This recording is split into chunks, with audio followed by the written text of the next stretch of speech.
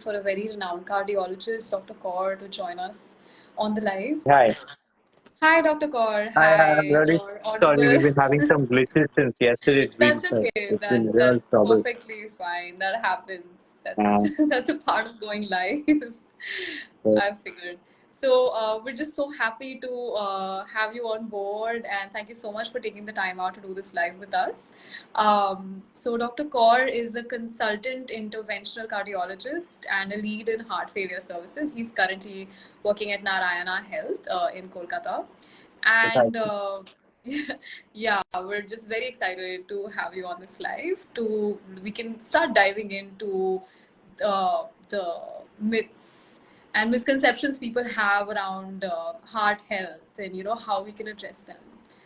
Thanks, So Harshita. Thanks. I should thank you for the opportunity to reaching out to the masses because we as cardiologists of late we've been having a real harrowing time trying to getting past as far as we are concerned as myths are concerned about heart health, specifically because of the spate of incidents that we had of late of young people dying of unexpected cardiac illnesses, and it sort of got into the fear of the psyche of the people. And in the process, and with the COVID pandemic that hit the population about it since between I think 2019 to 2021 and 22. I mean, so we've become a far less fitter lot than what we used to be. So, given the fact, I would really like to stress on certain facts. I think we were talking about as to what really we are talking about is that I think few simple things. I mean, so it doesn't take a lot to be healthy in today's age. Trust me. I mean, it really doesn't. So, I mean, despite whatever we have, and despite the fact that we have very stressful lifestyles, despite the fact that you have a lot of work, and you're really running helter skelter. You're part of this insane rat race, as I call it. But nevertheless, I mean, it's important that we still find our sanity and still find that, as I call me time to manage a little bit of your own heart health. So there is this general perception amongst people is that is coronary artery disease or heart attacks as we call it. Is it something that's only to do with the elderly? Is it something that happens only to people who are diabetics, who are hypertensives, or who have bad cholesterol? Is that what it is? And you would really find if you go by what we see on a regular basis as part of most of our standard day-to-day practices, you would see that we often find that in most cases, in young patients, when we have coronary artery disease, they often do not tend to have standard comorbidities as we see. And in general, it's all about poor lifestyle. It's about poor stress. It's about poor lifestyle. It's about inhumane working hours, I would say. Sometimes I really see people putting in a lot of hard work. I mean, hats off to them. It's not. It's something that I really would applaud them for, but not at the cost of their health.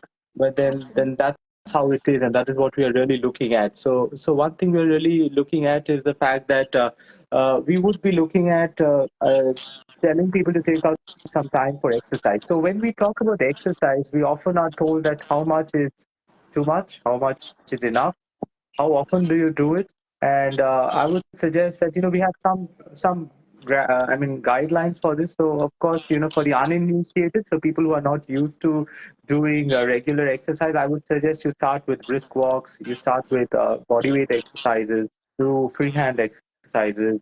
Get into the habit of doing an exercise. In fact, as young I would encourage a lot of young parents to inculcate this habit of exercise amongst their children, which I often see lacking these days. A lot of our children today do not go play games. They do not go to the playgrounds. They're stuck between their books, and uh, and they're really in a lot of pressure, and that really needs to go. I mean, we're not producing healthy Indians for in the long run. And remember, the greatest power of India probably is its youth. We have a median age of the population is still probably in its 30s and 40s. Maybe a decade back it was 25, which tells you that the economic powerhouse that we are is predominantly powered by a young workforce. Now, if that young workforce develops a lot of disease, you have coronary artery, you have strokes, you have cholesterol, you have high blood pressure. So remember, a significant part of your savings goes into managing these diseases rather than living life. putting it into, let's say, playing badminton or let's say going to the gym or going out for a movie. So which tells you that your overall sanity is becomes an issue. So which is why I'd say take about 30 minutes out from your daily schedule. If you're unable to really go to the workplace within your daily exercise, what you could do sometimes is that you could actually make it in a way that it becomes a part of your regular schedule, whereby what you do is you basically try and let's say you walk upstairs or you go for let's say if let's say the office to metro station is about a kilometer, you walk it off. If your house to the bus station is about a kilometer, try and walk that off. That way, you don't have to put in that extra effort to try and get some extra exercise. See, we don't expect you to go and lift weights in the gym. That's not required. What you really need is some amount of physical activity to keep your brain sharp, to keep your muscles going, to keep your heart pumping, and that's all that's required. So the guideline is about 30 minutes for 5 days is enough. You can have 2 days of rest. And when I say 2 days, not mandatory rest, it's often that, we have emergencies. We have days where let's say it rains, you won't be able to go for a walk. So those 2 days are something that is in general you wouldn't want to go. So Absolutely. the other 5 days you go. I mean, apart from that, I think what we really see otherwise is a lot of obesity nowadays. I mean, I would really tell people not to eat out so often, given the fact that today food comes to your doorsteps at the drop of a hat. I mean, it just pops out of nowhere. It's like magic nowadays. But Yeah. trust me, the fact that it's become so easy to get food from outside, people stop cooking at home. So remember, you don't know what goes into your food when you order outside. So you don't know what oil you're using, what ingredients are there, whether it was trans fats, whether it was old oil that was used to fry your burger patty. You don't know. So, but if you really take that initiative of cooking, it also you take some time out for yourself. I would say. So you know the ingredients. You are cooking for yourself. You know exactly how much you want to eat. And remember, please cut down on portions. I mean, that's something that really needs to be understood. We as most general urban people, you, me, we are mostly office workers. Most of our energy spent, it's mostly the brain working. It's not like, we're, chugging a lot of weight, Working in the it's farm not a lot of, stuff. yeah, yeah, trust me, we don't do a lot of work. It's not a lot of hard work. I mean, so there's no scope of really spending that extra calorie. It's purely so what you have is stress.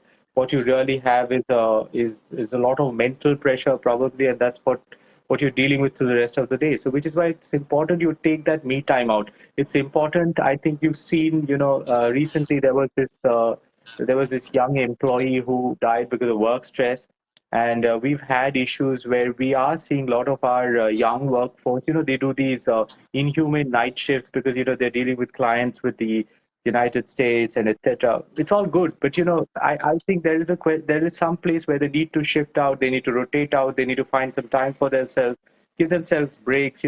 Otherwise, the inhuman, these kind of, I mean, ill-disciplined lifestyles, it really gets to you very early. You're developing hypertension earlier, you're developing diabetes earlier, you're developing obstructive sleep apnea earlier, you're not eating well, your diurnal cycles are all screwed because you're staying awake the whole night, you're awake, you're up and about the whole I mean rather you're up and about the whole night and you're sleeping the whole morning, and so it sort of screws around with your whole schedule. So that's something that we don't want. And it all translates into poor health, and a lot of people having issues in their marriage. You don't have children coming out, the infertility issues, a lot of, so there's a lot of issues. So and we are not really addressing what is the actual problem. Rather, we talk a lot about doing a lot of exercise, sending people to gym, and having quinoa and chia seeds and green tea and whatnot. But I guess the crux of the problem lies somewhere else.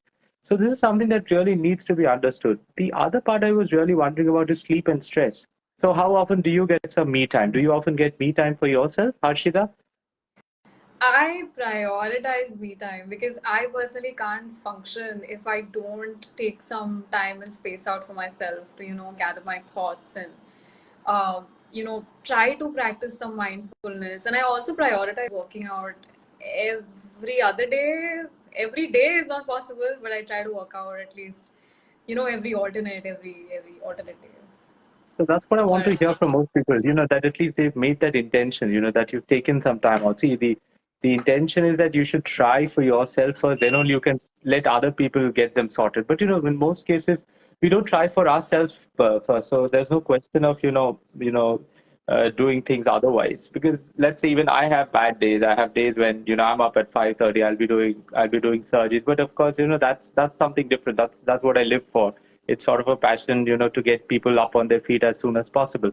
But then it of course takes a toll on your health at some point of time, which is why I tend to take some time off. You would have heard that that I am a little averse to digital media for Yeah. reasons that it really Yeah, which eats is a into my good time. thing, which is Yeah. why I mean, appreciate even more that you came to this live Yeah, I mean, because, it was quite a challenge, getting back onto Facebook after like good 8 years, I think. I mean, it's yeah. been tough. I mean, I had to run the ropes again. So it's learning the ropes of Facebook again after a very long time. But it's true. I mean, so but it's that that inclination to get back. So I was just the yesterday when you asked me to check on Facebook, it was after a long time I was on Facebook, and I jolly well spent a half an hour doing absolutely nothing. I mean, I was like. That's exactly what I've been trying to avoid. I mean, so I was going back to very old photos, and I went through some old stuff. A lot of people That who have, always I haven't happens, right? who Like I you fall haven't into the seen rabbit for a very hole of long social time. media. Oh yes, Yeah. oh yes, oh yes, and it's so engrossing. Sometimes it's a sort of it's something that you really can't always not indulge in. Hmm. I mean that's the trouble. So I think so it's important. Stay away from your gadgets. Remember, at some point of time you have to come home and you need to keep your gadgets away and you need to stay away from it. Please don't subscribe to too many OTT platforms because there's just too much of good stuff there. I mean you really can't get rid of it. So Yeah. it's probably otherwise it's very difficult to get me time. You're really not going to get any me time at the end of the day if you're going to subscribe to OTT platforms, if you're going to check your Facebook page, if you're going to put up an Instagram reel, if you're going to reply to WhatsApp. I have tons of WhatsApp to reply to daily. So which is why that's the only thing which I probably stick to because that's it's sort of a way by which a lot of patients reach out to me. But then of course that's not really right. But nevertheless, we have patients who are very far away and they often need some help. So it's okay. I don't mind doing it once in a while. But again, I would say that you need to switch off. You need to know your boundaries. You need to practice mindfulness. You need to get your sleep, come down on anxiety levels because we're even seeing patients with absolutely everything normal and they're coming down with really bad heart attacks just because of a lot of stress and that stress Mental needs to stress. go. Yeah, so mental stress, it actually evolves into inflammation in the body. Your body produces a lot of hormones which are generally not supposed to be there. They're kind of fight and flight hormones, as we call it. They are basically produced by the body in phases when you're under a lot of stress, but they shouldn't be there in your body for a very long time. But unfortunately, it's there for a very long time. And it sort of has its own sort of bad effects on the body. And, that's how we all get caught up in this. And that kind of makes it really difficult.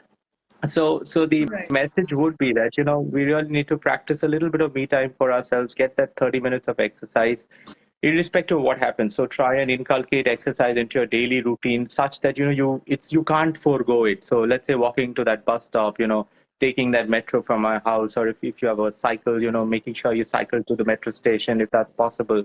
Of course, take all measures because I know roads are not great. You need to be careful about traffic. If need, use protective gears. All that's fine. But and of course, take a lot of time off for yourself. Make sure that you are taking holidays. You are meeting up with friends, socializing. I mean, I find people they're all very stuck in their small little groups, in their small little houses, and socializing is so very difficult nowadays. I mean, so that needs to go. I mean, Stepping so out of your remember, we as comfort zone and meeting new people, you mean? oh yes, oh Like, yes. I mean, trust me. I mean, it probably is the only source of endorphins that I always get after I meet up my friends after a very long time, and which is why I end up chatting with them for the whole night sometimes. But then that's how it is. That's how I recharge. I mean, so it's important you have friends. It's important you recharge. It's important you take that time out for yourself because life absolutely. is not gonna get better. It's gonna be stressful. That's how it is. We'll have to learn to deal with it in better ways. That's how it's gonna be. Absolutely. Dr. Kaur, we have a few questions if Sure. you're up for taking them. So, Vedant Fire away. Srivastava has actually asked a couple of questions. We'll start with what role does diet play in heart health? If you could get specific about, portion control, I mentioned that we should be more careful about our portions, but, what else should we make sure that we're consuming and, avoiding consumption of? I'll give you some simple tips. Firstly, stay off fat diets. Fat diets are very difficult to maintain. Do not do anything that you won't be able to maintain for a long time. Carbohydrates are not great sources of energy unless and until you're working out a lot, or you have very you're doing work which requires a lot of strength. So carbs needs to come down from our portion control. So remember, we need to portion control because we do not need so much of calories. So it's trying to understand which food has how much of calories and whether you really need so much of calories, something that you really need to understand. Oils. So remember, oils are not bad for our health, but at the same time, it should be consumed in proportions which are adequate for you. Maybe I sometimes say that mixed oils are better. Let's say if you like sarson ka tel is for sarson ka tel, your other tails are olive oil for whatever thing is. But the portion wise, so the amount of oil that you're using is something that you have to cut down on. Lastly, I would really like to say that vegetarian diet, Mediterranean diets is something that I really try to adhere to. So lots of legumes, lots of vegetables, lots of nuts is and if you are a non-vegetarian, probably egg whites, even the yellows twice a week, and of course salmon or I mean fish is something that you should really subscribe to because it lean meat as I would call it. Please stay off red meat. Red meat is something that we really don't need. It's bad for everybody. I don't think we really need red meat unless I mean there's no good reason why you should eat red meat. So this is the way around, and of course fermented foods. So South Indians love their dosas and their idlis, and trust me, it is the best form of fermented foods because it has these ability to produce pre-probiotics in your gut, and it has low calories. It gives you early satiety. It has a certain amount of feel good about it. And remember, the fermented foods, it's already half digested, so it's easy to digest too. And it has a lot of natural fiber in it. So that's what you should really look at. So try natural things that is indigenous to your state. I mean, so let's say up north, you have a lot of these people having ragi, bajra, millets. That is something that is already being implemented by the government of India in certain pockets of India as part of diet changes. And we've seen very good results with it. So, we need to step away from refined flour, refined carbohydrates. So typically we're looking at rice, roti, aloo, which happens to be a large portion of our diet. So that is something that you really need to cut down on and make sure that you're having more of complex carbs. Lots of vegetables, plenty of water, lots of fruit. So one portion of fruit a day is an absolute must. What kind of fruit, it's up to you, but then it should be a part of your diet. But a lot of people also say that fruits are very sugary and it leads to a spike in your insulin levels. So a lot of people try to avoid So if fruits. you go Is that something back, that we so, should so let's even say be the king worried of about? fruits is mango, right? So mangoes are really delicious, and we often tell our diabetic patients not to have mango. But I could tell you this much that if diabetic patients can have the mangoes as long as they have it as a mid-meal snack. You can't. So the intention is again that you're talking about the amount of carbohydrate load that goes into your system at one go. So the intention is that if you were able to have smaller, frequent meals, your surges of insulin requirements are far lower. So if you have a half a slice of mango, which is like a mid-meal snack, I mean between let's say lunch and dinner, I think it's not going to get your sugars very high. But in most cases, I mean, I find Bengalis they love their mango, they love their rice, and they love their dal, and it's a complete no-go for diabetics. That's your carbohydrate load that goes in at one go, and that's kind of not wanted. Got it. Got it. So the next question we have is, are there any new innovations related to heart health in the market that can be very beneficial, especially for senior citizens, Okay, that you could so elaborate upon? So digital health, so wearable technology, this is what we are really looking at. So it's unfortunately we do not still have the ability to precisely prevent or estimate heart attacks. We do not have that. It's not possible. You would see, people would have had an ECG and an echo 2 weeks back, and they still got a heart attack. And they'll have this flurry of questions with the cardiologist that you did everything, and why were you not able to predict it? Because we still just don't have the technology or the ability to predict it at the moment. But we do hope that in the future, if AI does come in a big way, we would probably be able to, in a certain more manner, by deep diving into, what we call as risk enhancers, looking at, family history, looking at lipid profile, looking at your EKGs, your sugar profiles, your level of activity. So, you'll have a lot of data being fed in because, moment you use your wearables, you actually know what your estimate of walking is like. I mean, so a lot of people tell me that, I'm walking every day, but I'm not losing weight. But, so the walking is not just walking, it has to be done with a certain intensity so that, heart rate climbs more than 30% of what it is from your baseline, so that you're perspiring, so that with the person you are walking, you're not really able to have a communication, you're not able to talk. So that kind of walking is what walking you're talking about. Just going for a leisurely walk, and having chai and samosa at the end of the walk is it's not it's detrimental. It's counterproductive. It doesn't work. So that's something that you really need to understand. Got So it. wearable technologies is going to be the future. So we are looking at AI-driven wearable technologies. It's probably where we will be able to pick up more heart attacks, more cardiac problems in the future. Got it. Thank you, Vedant. These are some really interesting questions you sent our way. Moving on to another question we have from Meghna. How often should someone have their heart health checked, and what tests are essential? So I'll give you a quick understanding of this. If you're above 40, I think you should, and if you're an Indian, you should do it almost every year. Unless and until, of course, you have other comorbidities, which means that let's say you're diabetic, you're hypertensive, you have lipids, you're a smoker, your family history, these are risk enhancers. And for this, you really need to get in touch with your physician, and he will determine what is the frequency of your periodic medical checkups. But invariably, if you're 40 and above in the Indian context, that is, you live within the subcontinent, which means Pakistan, India, Sri Lanka, and Bangladesh, I think the general would be at least yearly checkups with standard EKGs, your blood pressures, your weight, your lipid profiles is something that we really want to have a look at. Got it. Got it. Thank you, Meghna, for the question. The next question we have is from Loy Reco. What levels of work pressure should we tolerate? Which is a very pertinent Tough question. question. Tough question. So let me put this way. So we are all wired very differently. We are all very wired differently. So your threshold is something that you decide. So I would suggest that you need to understand where you are not doing well and where you're not able to cope with your work pressure. You need to put your boundaries in place. I mean, it could be different for Harshita, it could be different for me, it could be different for somebody else. I mean, so we all have very different thresholds. We work in different kind of levels. We've all been trained very differently. We as doctors, somehow we are trained very under very strenuous circumstances, and we somehow have that ability sometimes to manage a lot of stress. But that doesn't mean that we don't need to switch off. We do need to switch off, and we are switching off more often. And I think because we need to, it's not because we want to live longer. That's not the intention. The intention is that at least the years we live them productively. We don't want to have chronic illnesses. We don't want to end up having fatigue syndrome. We're not going to be not feel fresh in the mornings. I think that we really are looking at. Got it.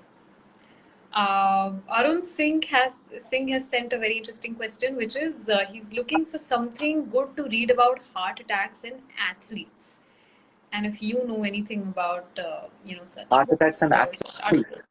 Yeah. He wants to read something about it.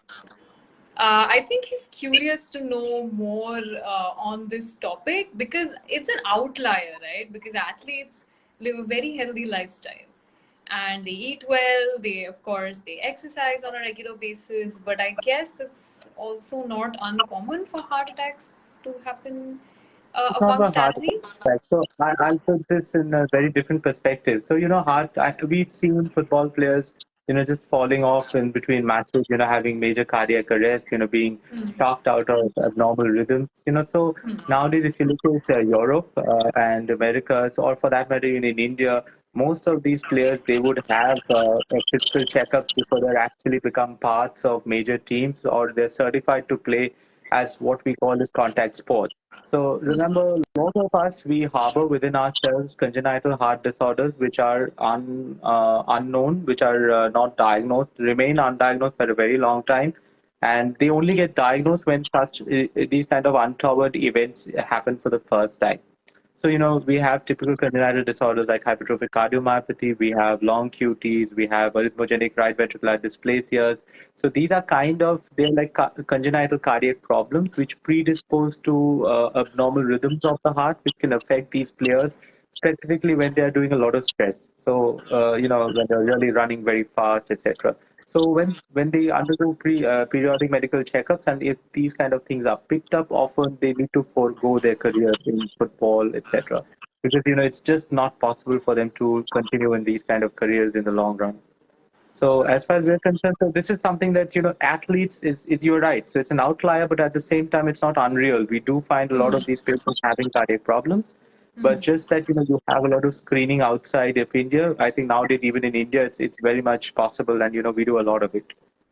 Hmm. Fair enough. Fair enough. So the next question we have is from Bela. She's asking if olive oil is the healthiest option amongst all oils for consumption, or is it best to change the cooking oil every few weeks? What are your thoughts on this? No, my thoughts are very simple on this. I generally prefer my patients have mixed oil. No, it's like Indian cooking is very diverse. Some kind of meals require sunflower oil, some require, let's say, your safflower oil or your olive oil, etc. So olive oil is generally not part of our it's typical Indian ethnic cooking. I don't think we always part of it, but it's as I said, I generally do refer to the Mediterranean diet. So Mediterranean diet is a lot about olive oil. So olive oil, as I told you, oil is good for your health because you need it for your cornea, you need it for your skin, you need it for your brain, you need it for mucous membranes. So oil is not bad. It's just that it's the amount of oil that we're talking about, and I think mixed oils is the way forward. Got it. Got it. Somyata has a question where she wants to know that so her husband was tested for attack by drops of blood put on a tester. Mhm. What was this, and is it accurate? Yeah, so that's called a troponin I test. So it's generally a point of care test. The point of care test is basically something that looks at your levels of troponin I in your blood, and it generally is found to be very high. And it generally goes up somewhere around 4 hours from the index event, that's from the start of chest pain. So often, if you do it very early, it tends to be falsely negative because it takes about 4 hours for the troponin to come into your blood, and it stays in your system for about 10 days.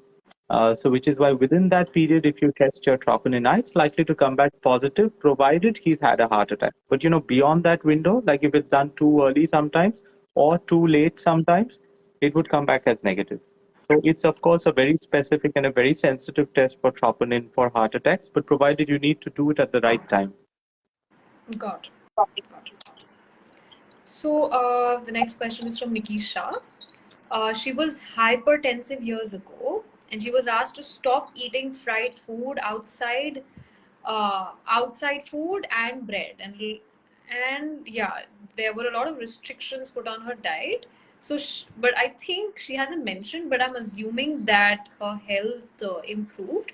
But she wants to know, does hypertension come back again Of course. once it reduces? So, I mean, that's a no-brainer question. So remember, so predominantly we call these diseases today as lifestyle disorders. So, and they are perfectly modifiable provided you actually act on them early. So I think somebody's been gracious enough to decide to implement lifestyle on herself. And I think she's just reaped the benefits of good lifestyle. And I think you should just stick to the same way. Don't go back to your old ways. Because if you go back, yes, hypertension will come back. Fair enough. Fair enough. So we have neared the end of our live session. And Dr. Kaur, it was so insightful. We got to learn so much, and you have Thanks so much. actually managed to demystify a lot of the misconceptions that some of us hold around heart health. And again, I want to appreciate you taking time out for this. And thank you so much. Wishing you all the best. Thanks. And Today's World Heart Day, by the way. sorry. Today's World Heart Day. Yes, I yes, think which that, is yeah, which is yeah, why this live. yeah. So And yeah, I'm so glad that thanks for the we had opportunity, the Harshita. opportunity of speaking to you on this special day. Yeah, thanks so much. I Thanks. And I think I really hope I was able a little bit of own time for yourself. I think that's all you do. Try to figure out your priorities in life. I mean, life will not wait for you sometimes. You just need to get your priorities right. Absolutely. All right. Thank you so much, Yeah. everyone, Take for care. your questions. And thank you again, Dr. Kaur. Have a lovely day, everyone. You And too. take care. See you again. Yeah, take care. Bye. Bye.